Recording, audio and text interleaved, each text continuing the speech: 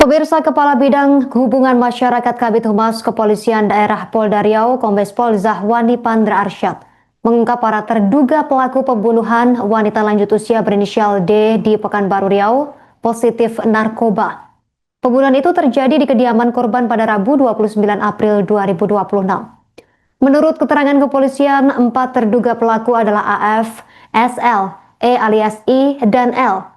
Hasil pemeriksaan kepada keempat tersangka tersebut, AF maupun SL termasuk E dan L, positif menggunakan amfetamin atau ekstasi, bahkan sempat pesta miras. Informasi ini dikonfirmasi Pandra dalam konferensi pers di Polresta Pekanbaru pada Minggu 3 Mei 2026. Pandra menyebut pengaruh dari stimulan dan halusinogen membuat para terduga pelaku berani melakukan aksi keji sampai korban meninggal dunia. Keempat pelaku ini sudah berada di Pekanbaru sejak Sabtu 25 April 2026 dengan menginap di Hotel Melati di Jalan Riau. Di sana mereka merencanakan yang awalnya ingin merampok berubah menjadi ingin menghabisi semua isi penghuni rumah, termasuk Arnold, anak korban dan juga adik korban. Beberapa hari sebelum kejadian, mereka sempat melakukan penggambaran lokasi target yang akan dirampok, yakni rumah korban.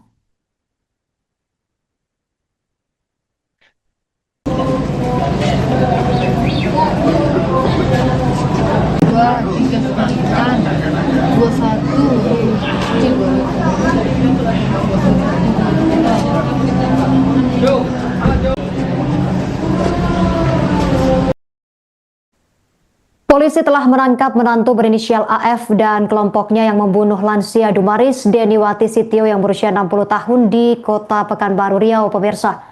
Korban sebelumnya dirampok dan tewas di rumahnya oleh 4 pelaku pada Rabu 29 April 2026 lalu.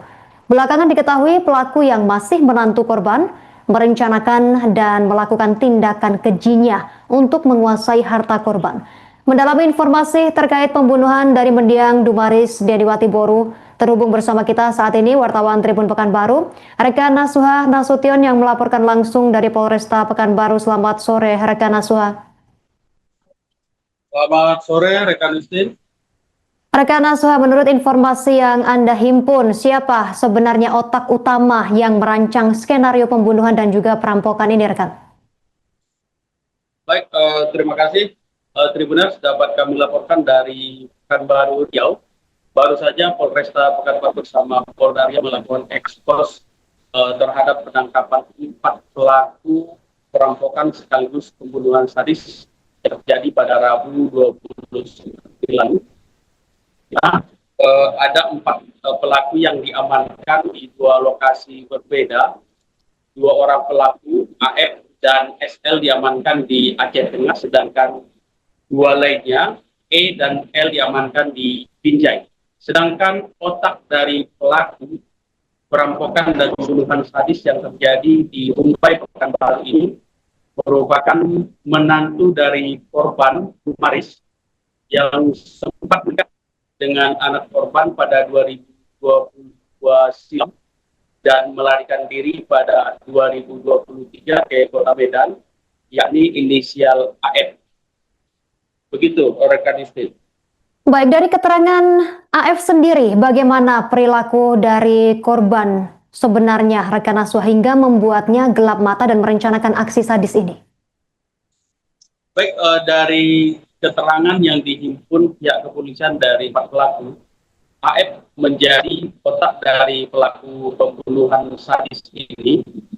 Dia melakukan aksinya itu karena ada unsur dendam ataupun sakit hati tersinggung dengan keluarga dan mertuanya yang sempat dia tinggal di rumah tersebut selama setahun sejak menjadi istri dari anak pertama dari korban yang bernama Arnold. Di sana mereka sempat menikah selama setahun sebelum ia melarikan ke Kota Medan. Awalnya AF sendiri berencana untuk melakukan pemerasan harta terhadap mertuanya tersebut di Kota Pekanbaru. Namun niatnya ini berubah ketika sudah sampai di Pekanbaru bersama 3 orang rekannya, yang 1 orang merupakan ada hubungan dekat dengan pelaku ataupun otak pelaku sendiri, yakni inisial SL. Dan unsur dendam ataupun sakit hati menjadi motif utama AF melakukan aksinya ini ke korban Dumaris, gitu, rekan Justina. Baik, rekan Nasuha. Dari rekaman CCTV yang juga beredar belakangan ini, pelaku sempat menyalami korban. Apakah selama ini hubungan mereka ini terlihat baik-baik saja di depan umum sebenarnya, rekan Nasuha? Baik, dari keterangan pelaku kepada penyidik polisian bahwa pelaku setibanya di rumah sempat menyalami korban, bahkan sempat mencium tangan dari korban Dumaris sendiri, dan Dumaris sempat menyampaikan ataupun menanyakan pada pelaku, sudah lama nggak ke rumah, kata korban pada saat itu.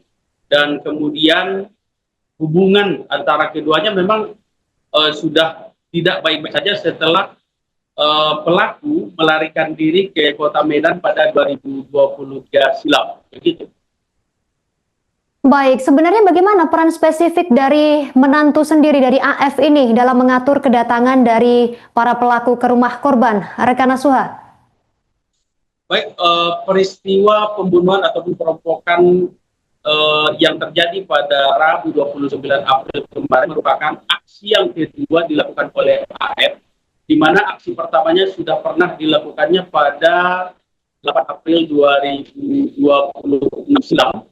Ia datang ke Kota Pekanbaru bersama SL yang diketahui sudah menjadi suami ataupun suami sirihnya setelah meninggalkan Arnold, anak dari korban, pada 2023 silam.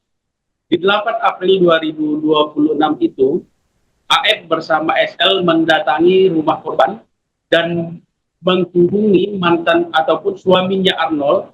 Mereka masuk ke dalam rumah dan berhasil mengambil uang di rumah korban sebesar 4 juta rupiah dan membawa uang tersebut ke Kota Medan.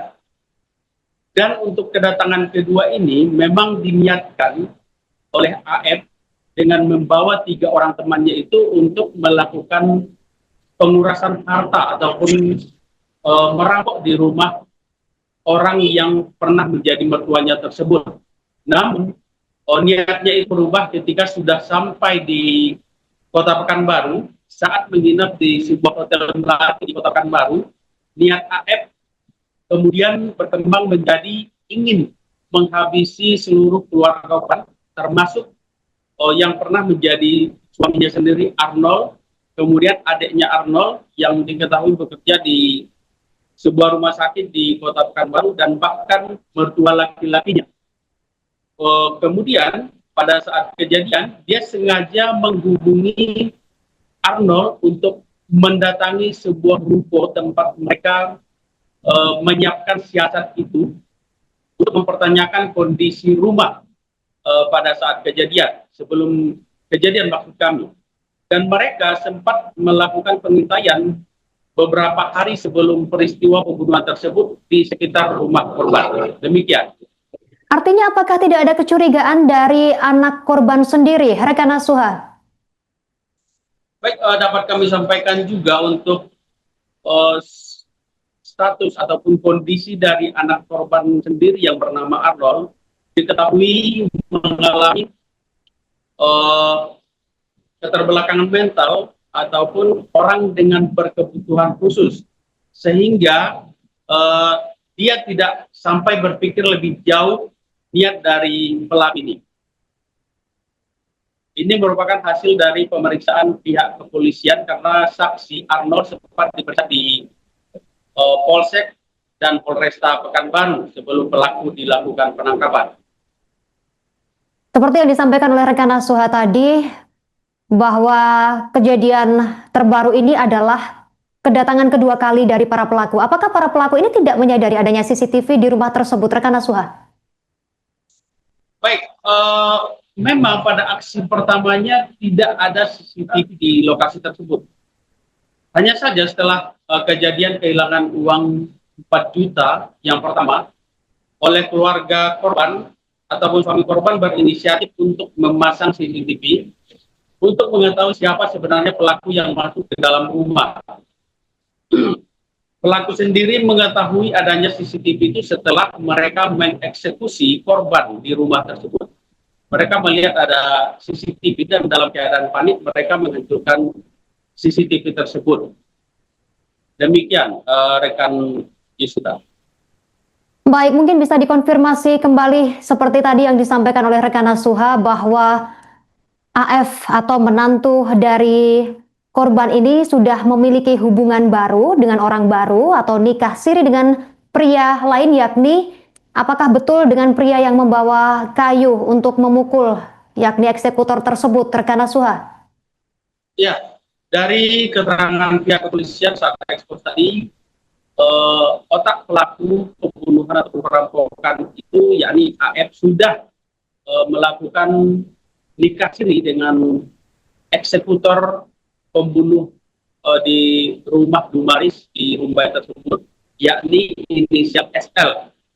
Mereka berkenalan di kota Medan karena AF setelah lari dari rumah mertuanya di Pekanbaru menuju ke Medan dan bekerja di sebuah terapi spa di kota Medan dan bertemu dengan SL dan mereka melangsungkan pernikahan siri di kota Medan sendiri. Sedangkan dua pelaku lainnya yakni E dan L merupakan yang perempuan satu lagi merupakan teman SMP dari AF.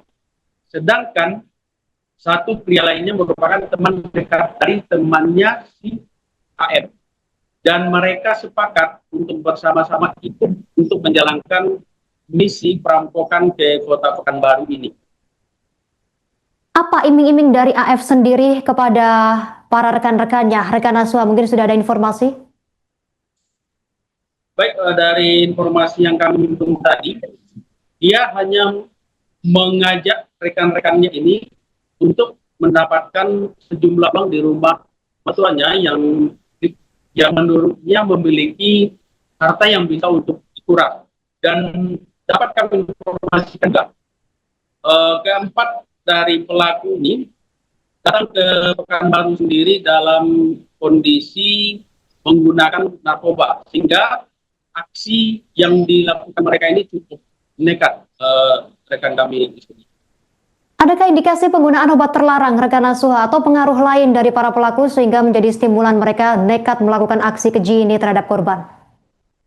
Ya, baik, dari keterangan kepolisian tadi memang saat dilakukan tes urin ataupun tes penggunaan narkoba diketahui keempat pelaku ini positif menggunakan narkoba dan sebelum aksi perampokan dan pembunuhan mereka mengkonsumsi narkoba jenis pil ekstasi.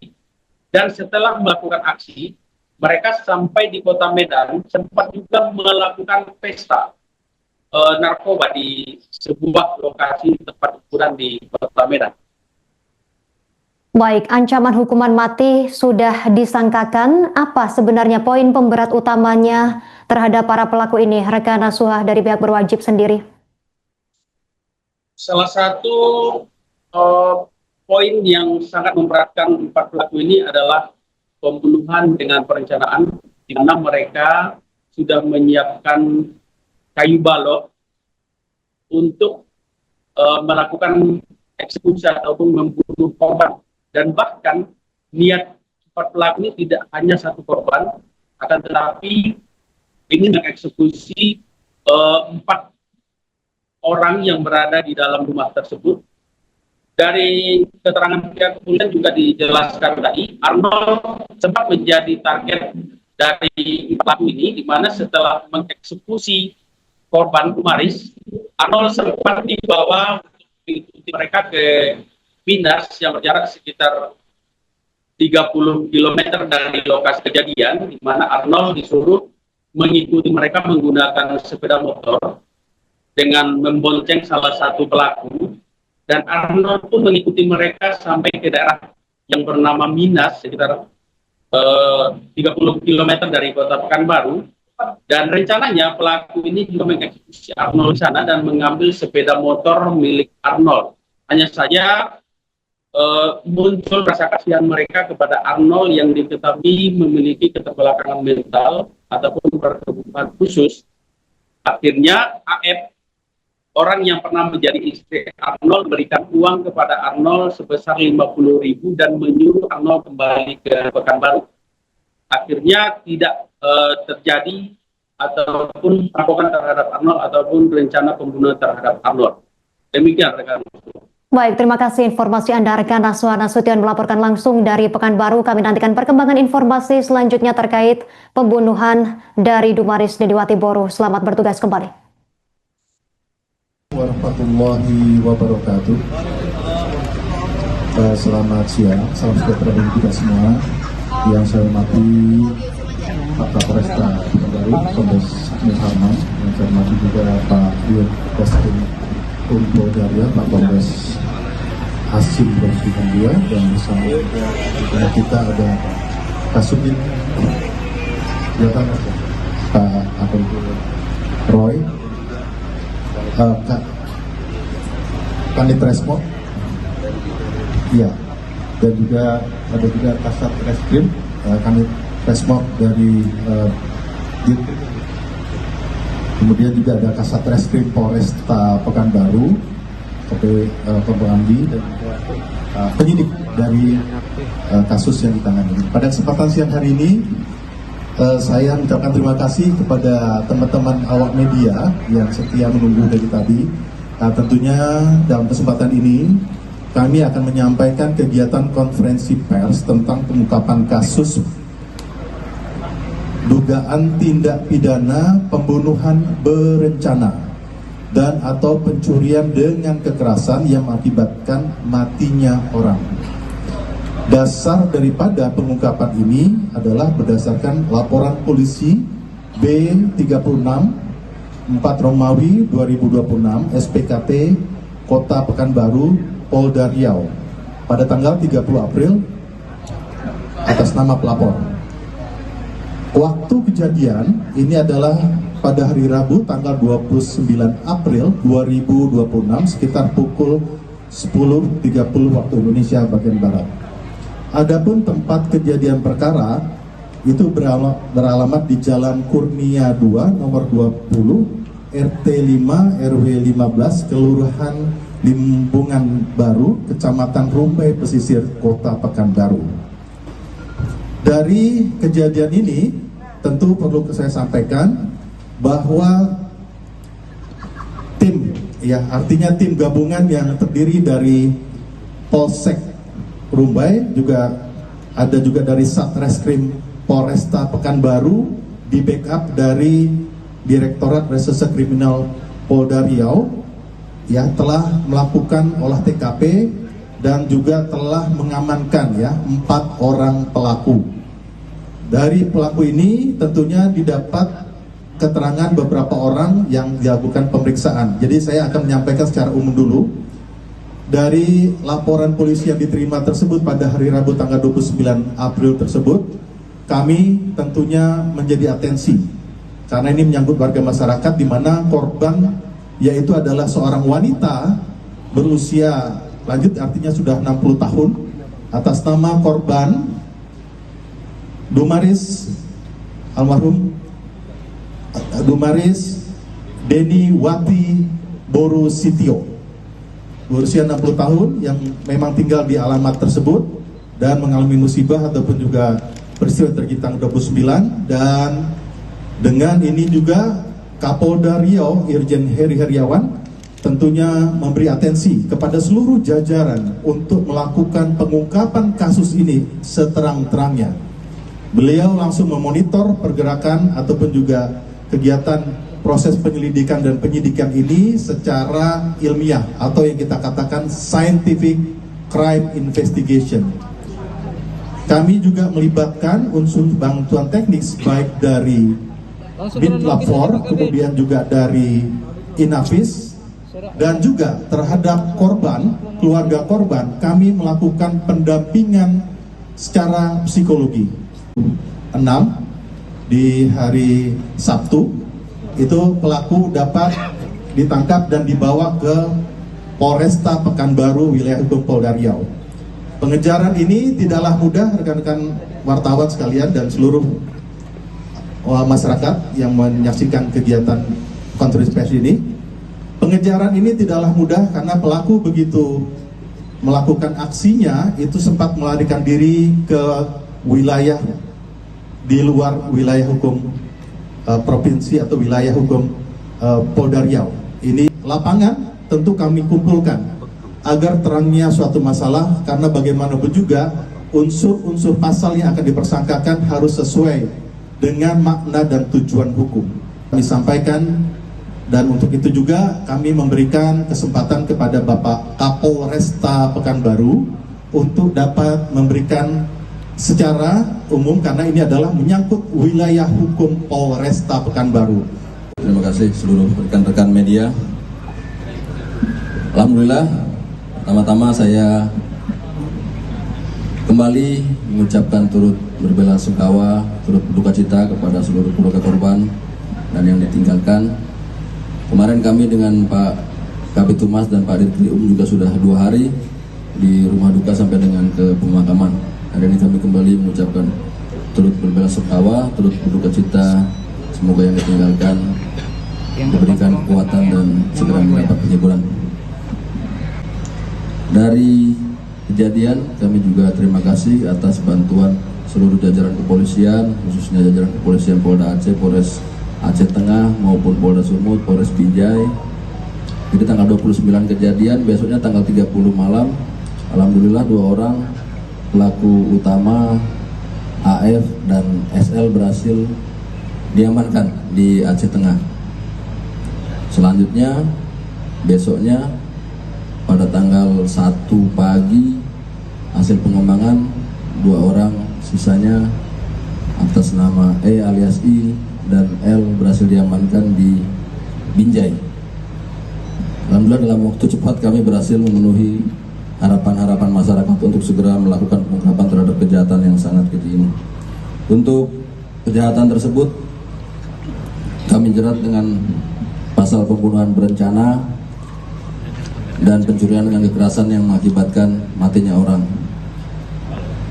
Pasal 459 dan atau pasal 458 ayat 3 dan atau pasal 479 dengan ancaman maksimal hukuman mati atau penjara seumur hidup atau selama-lamanya 20 tahun. Untuk barang bukti sudah berhasil kami amankan sebagian besar, khususnya barang-barang milik korban yang diambil oleh para pelaku, terdiri dari perhiasan-perhiasan emas berupa gelang, anting, cincin, kalung, pin maupun kotak perhiasan. Terdapat juga barang bukti handphone serta laptop, speaker, jam tangan, dan teropong.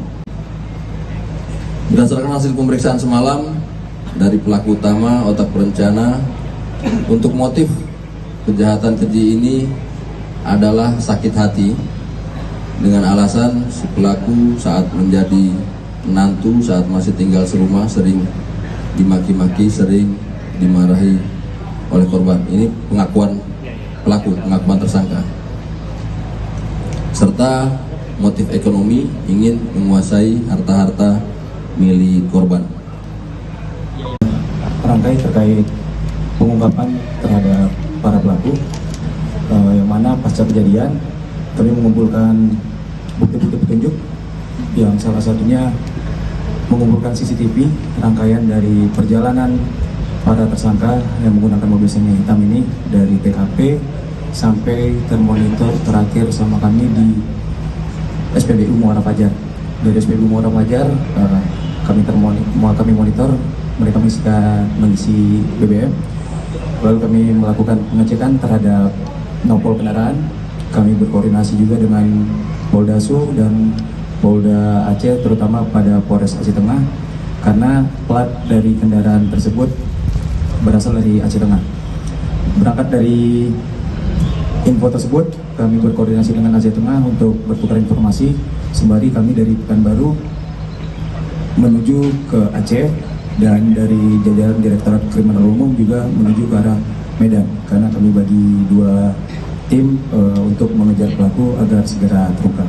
Dari tim yang dipimpin oleh Kasat Reskrim yang berada di Aceh dan tim yang sudah kita urut saja. Di 2022 ini tersangka atas nama AF itu nikah dengan anak korban bernama Arnold. Kemudian bertahan 1 tahun. 2023 tersangka ini bukan cerai ya, tapi meninggalkan rumah kemudian pergi ke Medan. Masalah apa yang menjadi permasalahan di rumah tangga tidak perlu kita sampaikan di sini. Kemudian tersangka ini pergi ke Medan. Di Medan itu bekerja di salah satu tempat spa di Medan sebagai kasir. Sebagai kasir di sana selama berapa tahun, dari 2023. Kemudian datang ke sini 2026. Selang waktu 2026 itu tersangka atas nama AL ini yang merupakan mantu itu masih berhubungan lewat handphone maupun WhatsApp terhadap korban.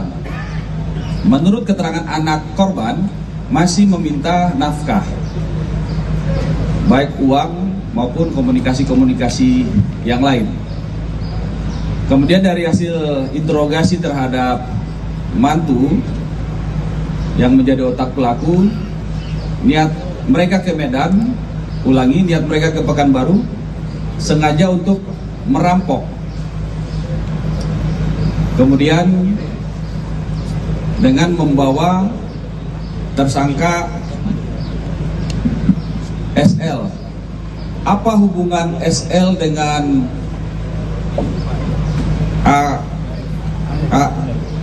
AF? Itu adalah mereka hubungan dekat. Mereka sudah melakukan nikah siri. Oke. Di TKP ini bukan sekali mereka melakukan perampokan, sudah 2 kali. Ini yang kedua. Yang pertama itu di tanggal 8. Di tanggal 8 itu mereka merampok dan mengambil sejumlah uang sejumlah 4 juta. Mereka mengambil, pada saat itu hanya ada Arnold saja yang di rumah. Kemudian mereka mengambil uang dan mereka pergi ke Medan. Itu yang pertama. Menurut keterangan keluarga, mengalami kebutuhan khusus, memberikan informasi bahwa di rumah itu hanya ada inang atau korban. Kemudian para pelaku bersegera ke lokasi TKP dengan meninggalkan Arnold yang menggunakan sepeda motor. Maka kalau rekan-rekan lihat di CCTV yang beredar, kehadiran Arnold itu di belakang, terlambat, itu habis pertemuan dengan para pelaku di jalan, salah satu ruko di Jalan Sudirman. Itu untuk ceritanya. Kemudian mereka datang duluan di TKP, kemudian si mantunya ini atas nama AF ini masuk, kemudian salaman, mencium tangan korban, kemudian berpura-pura berkomunikasi. Kemudian korban bertanya, sudah lama kamu tidak kesini, tumben kamu kesini. Tiba-tiba otak eksekutor atas nama SL ini masuk dan berpura-pura sebagai supir Grab. Kemudian ingin menagih tagihan Grab sebesar Rp300.000. Saya supir Grab, anak ibu ada menggunakan Grab, tidak bayar. Pada saat percakapan dengan korban mengatakan bahwa saya tidak pernah menggunakan Grab, yang menggunakan orang lain, kenapa harus saya bayar? Pada saat percakapan berlangsung, tiba-tiba otak pelaku ini, eksekutor, melakukan pemukulan sebanyak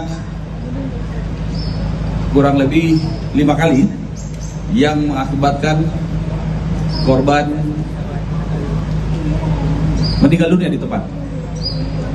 Rekan-rekan sekalian, karena tanggal 8 itu mereka datang, CCTV itu belum ada. Tanggal 29 mereka datang, kaget lihat ada CCTV di rumah, sehingga yang terjadi mereka panik. Kemudian CCTV itu hanya dirusak saja, sebagian dirusak. Kemudian korban ditarik, diseret ke dapur.